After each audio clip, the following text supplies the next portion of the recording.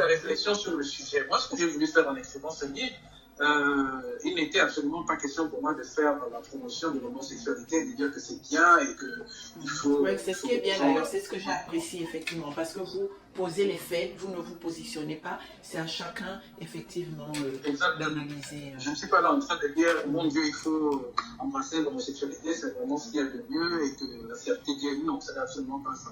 Je ne condamne pas aussi les pays africains qui adoptent des lois. Ce qu'il faut comprendre, c'est que chaque société se retrouve autour de certaines valeurs. Aujourd'hui, en Occident, la polygamie est interdite. Et il n'y a personne qui embête aux Occidentaux sur la question de la polygamie en disant qu'elle est discriminatoire et qu'elle viole les lois, les libertés individuelles des individus.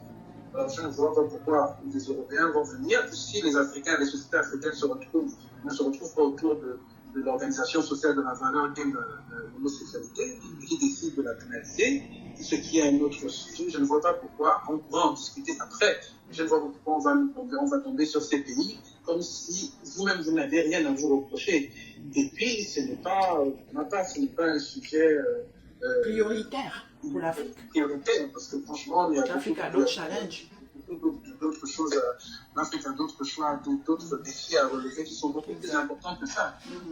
Après, on peut discuter de cela, parce que comme je le dis, je crois que mettre quelqu'un privé, quelqu'un de liberté pendant 14 ans sur motif qu'il a une orientation sexuelle différente, ça c'est un débat que nous, les Africains, nous pouvons avoir en interne sans cette pression occidentale. Et nous, je crois que c'est là toute la question.